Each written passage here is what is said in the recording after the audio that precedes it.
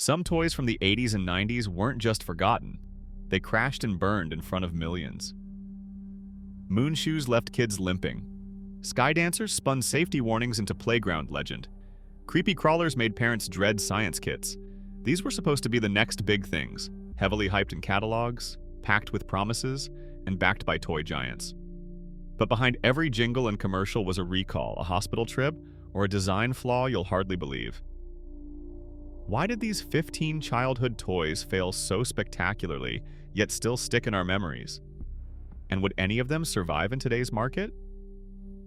The real story starts with the pain, literally. Moon shoes looked like pure playground magic, spring-loaded platforms that promised to turn any kid into a backyard astronaut. The idea was simple: strap them on and bounce like you're walking on the moon. But the reality was a lot less fun. Released in 1992, Moon shoes hit toy shelves with a rush of TV ads and bold catalog spreads. Parents saw the hype, kids saw freedom, and everyone ignored the fine print. Early batches swapped out the original sturdy straps for cheaper versions, a move confirmed years later by a designer who warned, "We told them the new straps wouldn't hold up, but the order came down. Make the change to hit target cost." Within weeks, those bargain straps started snapping. Dozens of twisted ankles and sprains were logged with the Consumer Product Safety Commission by 1993. Some kids made it a few steps before rolling an ankle, others crashed before even leaving the living room rug.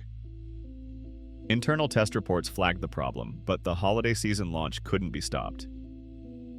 For a brief moment, Moon shoes were the must-have gift, until the injuries piled up and the shoes ended up in closets, or worse, the trash.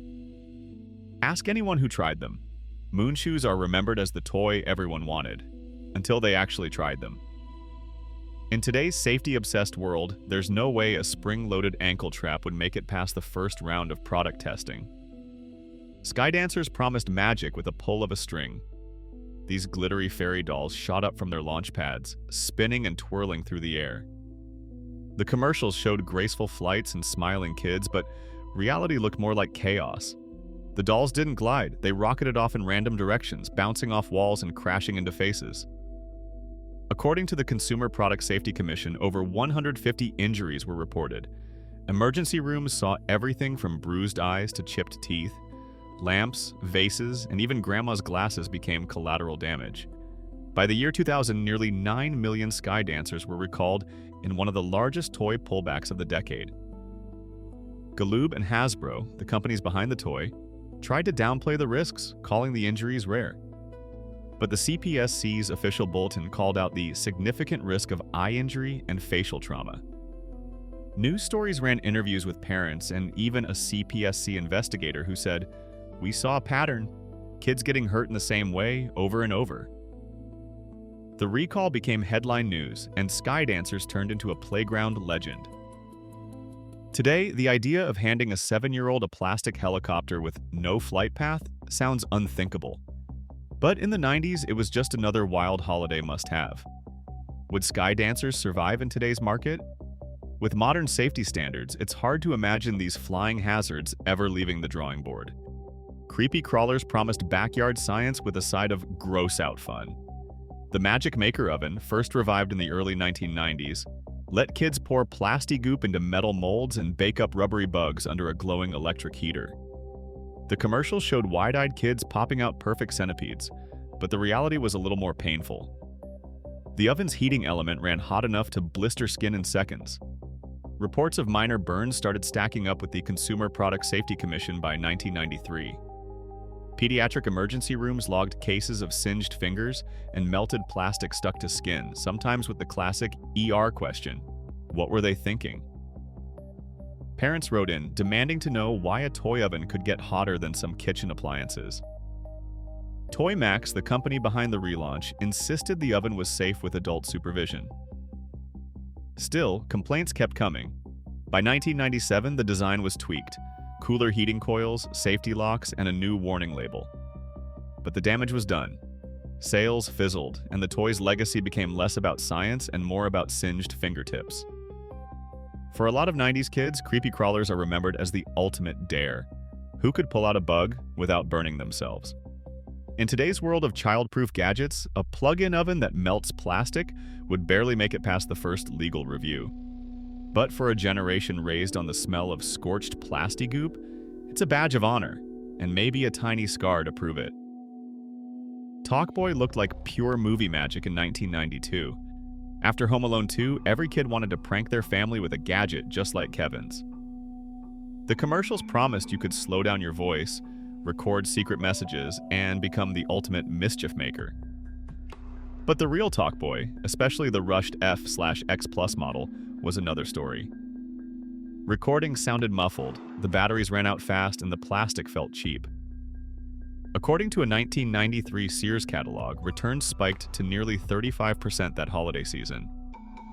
Store clerks told stories of parents lined up at the return desk, frustrated after just a weekend of static-filled playbacks. Even Tiger engineers later admitted the product was rushed to cash in on movie hype, with one recalling, "We shipped before we were ready. The sound quality just wasn't there." Then came the Game.com handheld in October 1997. Tiger Electronics promised it would kill the Game Boy, boasting a touchscreen and even internet access. Ads hyped up Sonic and Batman, but the reality was a blurry gray screen and controls that barely worked. Kids complained you couldn't see the action unless you stood under a lamp. By January, Walmart and Toys R Us cut shelf space after dismal holiday sales. Developers still joke that Game.com's best game was the off switch. Today, both gadgets are cult punchlines, reminders that no amount of marketing can save a toy that doesn't deliver. Would these survive now? Against smartphones and real gaming consoles, they wouldn't last a week. Which of these tech fails do you remember? Tell us before we reveal the weirdest one yet. Nintendo's Virtual Boy arrived in July 1995, promising a leap into virtual reality with bold red and black 3D graphics. The commercial showed kids staring into the future, but the reality was a headache, literally. The headset was bulky, had to be used on a tabletop, and the graphics looked more like a digital alarm clock than a portal to another world. Within minutes, kids complained of eye strain, neck aches, and a weird sense of vertigo. Most parents noticed the warning labels about possible discomfort, but the hype was hard to resist.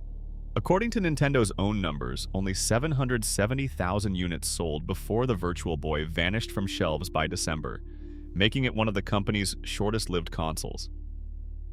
Game selection was thin, with just a handful released in North America, and most titles played like blurry versions of better games. Health complaints were so common that magazines like Electronic Gaming Monthly ran sidebars on Virtual Boy headaches before the year was out. Retailers slashed prices, hoping to clear out unsold stock, and by early 1996, Nintendo had pulled the plug. A gaming historian summed it up. Collectors used to joke about the Virtual Boy. Now, price tags above $500 aren't unusual. It's the bad memories that sell it. Would a headache machine survive today? With parents already wary of screen time and VR safety, there's no way a tabletop console with built-in eye strain would make it past the first focus group. Still, the Virtual Boy lives on as a punchline, and a badge of honor for anyone who managed to play it for more than 10 minutes. Sega's Activator looked like it came straight from a sci-fi movie. Released in 1993, this octagonal floor controller promised to turn your living room into a virtual reality dojo. The ads showed kids karate chopping thin air to control Mortal Kombat, but real-world demos told a different story. Most kids spent the first hour just trying to set it up. The sensors barely registered half the moves, and the only thing consistent was the confusion. According to a Sega retail partner quoted in TWICE magazine, the Activator's return rate was much higher than normal peripherals. Store logs from Holiday '94 show stacks of Activators coming back, with frustrated parents and kids saying the only thing it activated was disappointment. In-store demo days became a running joke. One Sega rep recalled, "We spent more time explaining why it didn't work than showing how it did." Hit clips took a different route, shrinking pop music down to a 60-second snippet on a plastic chip. Launched in 2000, these keychain players let you flash a Backstreet Boys logo at recess, but you only got a taste of the song. Just enough to realize you'd rather have a real CD. Tiger Electronics locked in big record label deals, but as one ad exec admitted, Kids in the focus group literally asked, "Does it play the whole song?" And when we said no, they lost all interest. Sales spiked on launch, then tanked as the novelty wore off. Today, hit clips are a punchline for playground regret. Would either toy survive now?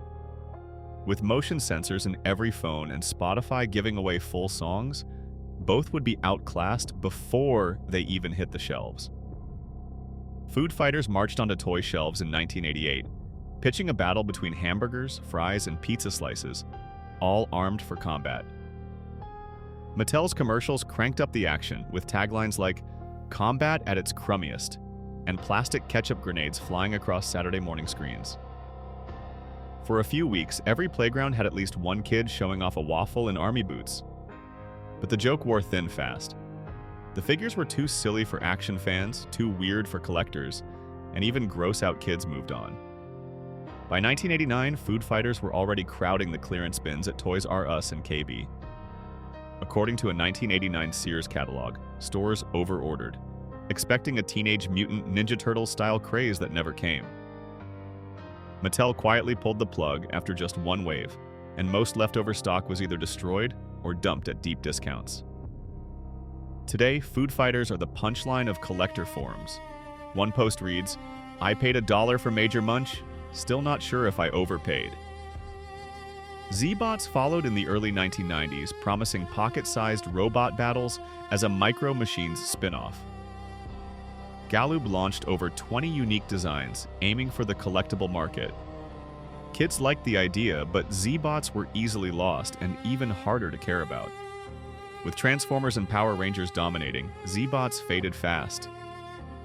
Trade reports from 1994 show big box stores liquidating unsold stock, and Galoob's annual filing listed Z-Bots as a clearance risk. Despite the flop, both lines now pop up in retro toy hauls and meme lists, proof that even the weirdest playground fads can become nostalgia gold. Would food fighters or Z-Bots survive today? Maybe as a viral TikTok gag, but not as a full toy line. Which one would you rather find at a yard sale? Drop your pick in the comments. Koosh balls were a playground staple in the late 1980s, simple and nearly indestructible. But when odds-on products tried to stretch the brand with the Koosh Howler, things got complicated fast. The Howler added foam fins and a whistle, promising epic backyard throws and a signature scream. In reality, the fins snapped off on impact, and the whistle jammed after a few tosses. According to a 1997 distributor report, nearly half the Howlers shipped to big box stores ended up in clearance bins, with a return rate close to 40%. One product manager later admitted, "We thought more features meant more fun. Instead, we just made more ways for it to break." Meanwhile, Galoob's biker mice from Mars action figures tried to cash in on the mutant animal craze. Based on the short-lived cartoon, the figures hit shelves with high hopes and a full-page spread in the 1994 Toys R Us catalog. Retailers ordered big, expecting a repeat of the Teenage Mutant Ninja Turtles phenomenon. But when the TV show was canceled after 2 seasons, interest crashed. By 1996, Galoob's annual filing listed over 200,000 surplus biker mice units, most bundled into bargain lots or sent to discount chains. One toy buyer summed it up: "We were left with boxes of mutant rodents no kid wanted." Both the Koosh Howler and biker mice from Mars became case studies in overconfidence, proof that you can't force a fad just by adding bells, whistles, or a cartoon tie-in. Would either survive today? In a market obsessed with fidget simplicity and streaming hits, probably not. But for anyone who remembers the sound of a broken howler or a forgotten biker mouse, the nostalgia is hard to shake. Electronic Pogs arrived in 1996, promising to electrify the playground. Battery-powered slammers and spinning towers with lights and digital counters hit shelves, just as Pog bans swept schools and kids lost interest. Retailers struggled to move stock. Less than 40% ever reached children. By Christmas, electronic Pogs became one of the fastest clearance items of the year, with deep discounts failing to empty shelves. The digital upgrade felt unnecessary, a final attempt to squeeze life from a fading craze. McDonald's changeables made their debut between 1987 and 1990, transforming burgers and fries into robots for a brief Happy Meal thrill. For a week, every cafeteria table was dotted with fry bots and burger bots, but the novelty wore off almost instantly. Kids mastered the transformation in seconds, then moved on. Adweek reported up to 30% of changeables ended up in disposal contracts, calling them a high waste burden for McDonald's. Today, they survive as quirky relics for collectors, but as a toy line, they fizzled out in a single year. Laser tag promised the future of backyard battles when Worlds of Wonder launched the original sets in 1986. Early adopters rushed in, but the excitement quickly unraveled. Sensors failed 60% of the time, batteries died fast, and games turned into arguments. Half the time, nobody knew who actually won, recalls one early fan. By 1988, over 100,000 units sat unsold, and retailers slashed prices. The promise of high-tech play ended in frustration, but laser tag remains a playground legend. By the end of the 1990s, over 9 million Skydancers had been recalled, and more than 75% of Sega activators landed back at retailers. These numbers, backed by Consumer Product Safety Commission records and retailer memos, reveal an era where bold ideas often outpaced real-world testing. We've seen how design shortcuts like the Moon Shoes strap swap in 1992 and tech over promises, such as the Talkboy's 35% return rate, shaped the fate of these toys. Yet some details remain lost, like exact injury counts for all Creepy Crawlers users, or the full story behind laser tag's 60% sensor failure. One fact stands out. Despite their commercial downfall, many of these toys live on in collector forums, retro catalogs, and shared memories. Today's strict safety rules and rapid tech shifts make it unlikely these flops would ever reach shelves. Still, their short-lived runs remind us how quickly childhood hype can turn into cautionary tales.